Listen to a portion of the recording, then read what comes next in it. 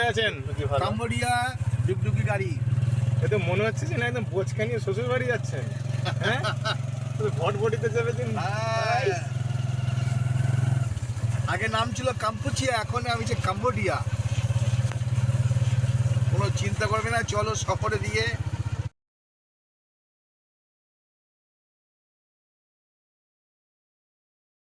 সকলকে কাম্বোডিয়া ভ্রমণ পর্বের এই ব্লগে স্বাগত জানাই। কাম্বোডিয়ার সিয়েম রিপ এয়ারপোর্ট থেকে বের হয়ে আমরা এখন সিয়েম রিপ শহরের উদ্দেশ্যে রওনা দিয়েছি।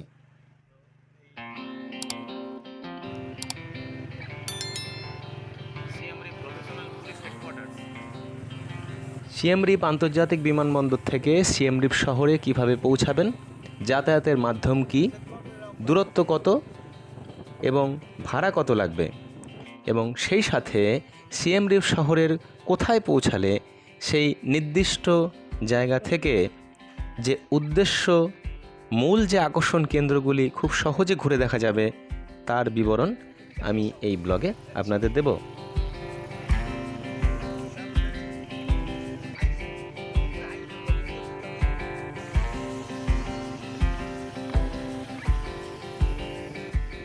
এই বৃষ্টিকে উপেক্ষা করেই আমরা তিনজন এয়ারপোর্টের কাছেই যে পার্কিং গ্রাউন্ড, সেখানেই এখানকার সুপ্রচলিত এবং বহুল ব্যবহৃত এক ধরনের মোটর ট্যাক্সি, অর্থাৎ সামনেরটা মোটর ইঞ্জিন এবং পেছনে একটা ওই পালকির মতো এক ধরনের গাড়ি, যেটাকে বলা হয় এখানে র্যামক।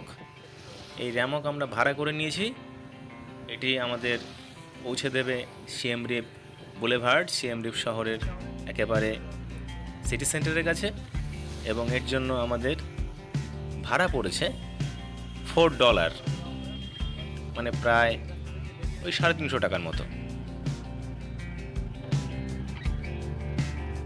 এই সিয়েম রিপ আন্তর্জাতিক বিমানবন্দর থেকে সিয়েম রিপ শহরের যে প্রধান কেন্দ্রবিন্দু স্থল, অর্থাৎ এই সিয়েম রিপ বুলেভার্ড, এর দূরত্ব প্রায় 36 কিলোমিটার। এবং এই কাম্বোডিয়া একটি আন্ডার রেটেড কান্ট্রি, তাই এখানকার যে পরিবেশ, অর্থাৎ লিভিং কস্ট তুলনামূলকভাবে আমাদের ইন্ডিয়ার থেকে অনেক কম।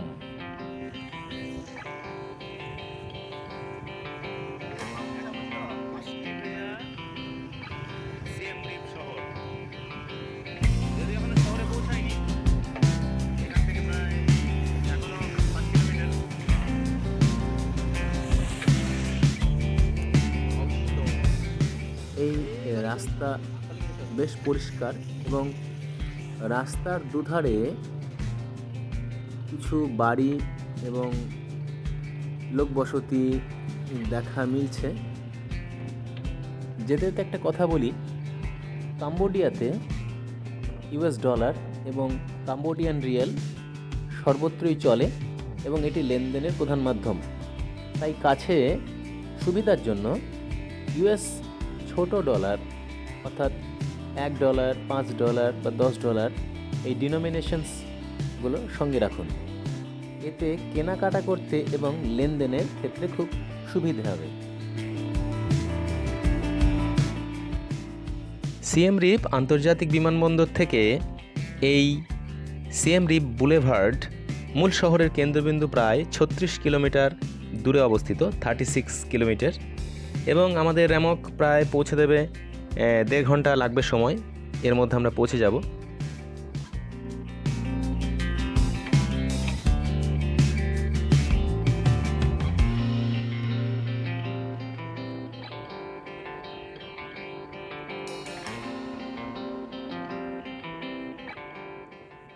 খেমের সাম্রাজ্যের অতি উজ্জ্বল নক্ষত্র কাম্বোডিয়ার আঙ্কোর আর্কিওলজিক্যাল পার্ক। প্রায় 400 বর্গ কিলোমিটার ব্যাপী নানান প্রাসাদ, মন্দির এবং প্রত্নস্থল মিলিয়ে এই ইউনেস্কো ওয়ার্ল্ড হেরিটেজ, অর্থাৎ ইউনেস্কো বিশ্ব ঐতিহ্য তালিকাভুক্ত এই প্রত্ন উদ্যান। এর বাইরে রয়েছে বিভিন্ন মনোগ্রাহী স্থাপত্যের অনেক অবশেষ। দেশটিতে অরণ্য, আধুনিক প্রাচীন নগরী, পর্বত, সমুদ্র তীরবর্তী বিভিন্ন প্রমোদ ভ্রমণের ব্যবস্থা থাকলেও দেশটির প্রাথমিক এবং মূল আকর্ষণ কিন্তু এই আঙ্কর ভাটের বিষ্ণু মন্দির, এই মূল প্রত্ন উদ্যান।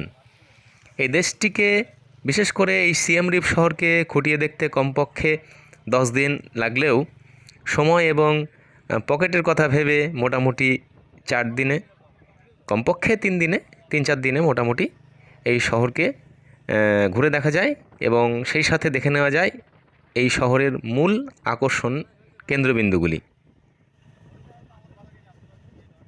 আমরা মোটামুটি 3 দিন সময় রেখেছি এই শহরের সমস্ত স্থানগুলি ঘুরে দেখব বলে।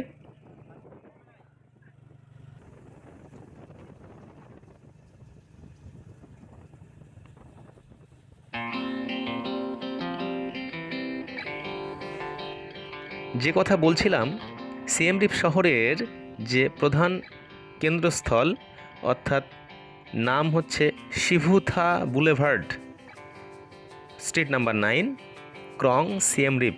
আমি এর সমস্ত বিবরণ আমি ডেসক্রিপশন বক্সে দিয়ে দেবো এবং এই এলাকাতেই আপনি পাবেন আপনার পছন্দ মতো লো বাজেট বিভিন্ন হোটেল এবং হোস্টেলস।